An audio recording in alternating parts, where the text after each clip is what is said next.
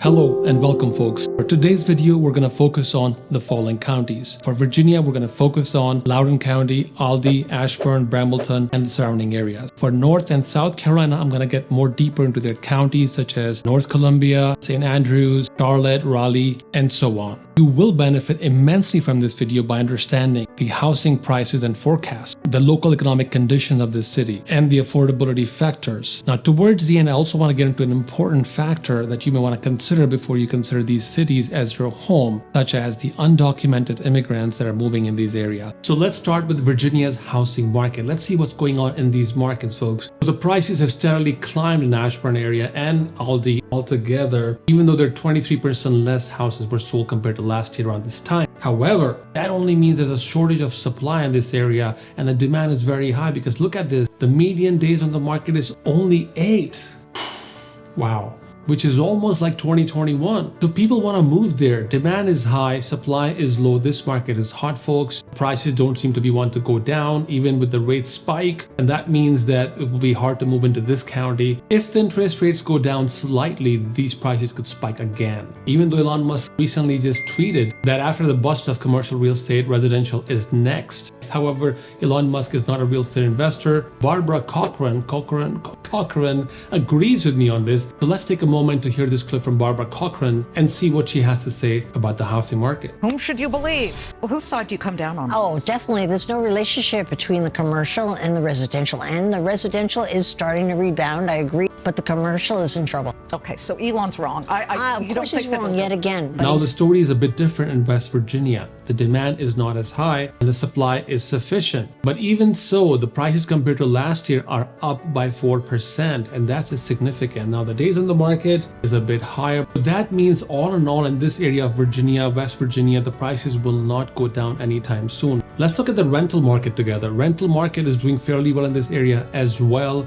The average rents are about $1,500 to $2,000, which is significantly high compared to national average. Foreclosures, I only see 80 or so foreclosures. This is not very high given the population of Virginia is pretty large, which kind of makes sense. There are some people who've taken these aggressive loans such as the ARMs or high interest loans, and they're obviously defaulting because they can't keep up with the payments. Unemployment is 2.1%. Oof, that's record low, folks. Migration is also strong in this area. A lot of people wanting to move to Loudoun County for various reasons. It has good schools, great environment, newly built homes, nice roads, shopping centers. Loudoun County is booming. It will be very hard to find a deal in this county. To prove my point, let's look at the Brambleton area. Do you see the prices going up again? Let me tell you something, folks. Millennials don't care about how much they have to pay. They just want something, they go after it, they've been making a lot of money. And so these folks are buying big houses and willing to pay. There's also migration from other cities like San Francisco, Los Angeles. That's also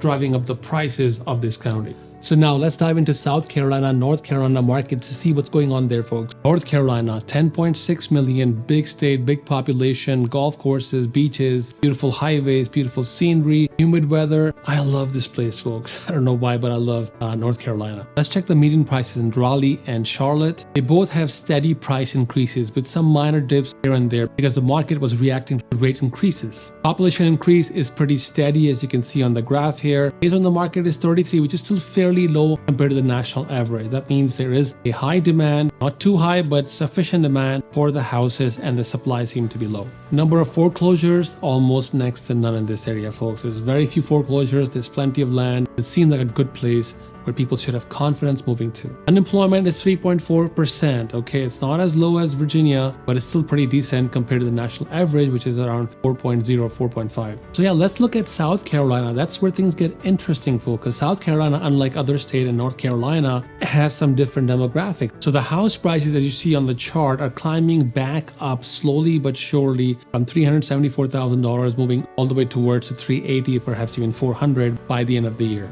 Days on the market is 55, and that's where it gets interesting, folks, because days on the market is pretty high. I think that tells us two things, folks. The demand in this area is not as high as North Carolina or Virginia, and that's why I'm comparing these states back to back, because the demand is different. It varies from state to state, region to region. If you look at the rental market, North Carolina and South Carolina, the rents are average around $700 to $1,500 per month for an apartment or a small townhome. That's pretty average across the nation. Foreclosures, I don't see very many foreclosures here either. So just like North Carolina, South Carolina also has very low foreclosures. Unemployment is fairly low, 3.1%. Is better than North Carolina because obviously North Carolina is a much bigger market. So South Carolina overall is low cost living, obviously humid weather, occasional flooding, higher insurance because of that, right? But lower taxes, lower overall property taxes. Now, the thing that I wanted to share with you in the beginning of the video is this, folks, that there are also 83,000 undocumented immigrants living in this region.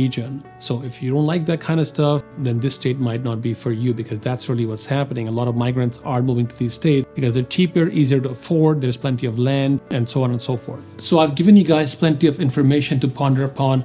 In my opinion, these are beautiful cities, and you can't go wrong moving to either or, depending on what your preference is. In my opinion, I think I would look at 3 things before I move into any of these locations. Number 1, are you working remote? Can you find a job in this area? If you, God forbid, lose a job, keep those factors in mind, folks, because if you don't have a JOB, you can get HOUSE. Number 2, find a good deal. Wherever you go, folks, you make the money when you buy the property. These interest rates and all this, doesn't really matter as long as you buy a solid property at a solid price. There are motivated sellers everywhere. And number 3, be mindful of the culture and differences in the environment. I live, for example, in the DMV area. I can go to Maryland, I can go to DC, find different cuisine, different fashion, different style, arts and creation, celebrity chef, lots of theater, and so on and so forth. So if you're someone moving from San Francisco or Los Angeles or New York City, you're gonna have to give up all that life that you have over there. Are you okay with that? And that is the question, folks, because you need to understand that people are used to a certain kind of lifestyle. So if I were you, I would go and rent there and live there for a minute and see if you like it before you move there. I hope my video and information gave you some value that is worth thinking about. And before I let you go, I gotta tell you one more thing. Guess what it is? Subscribe.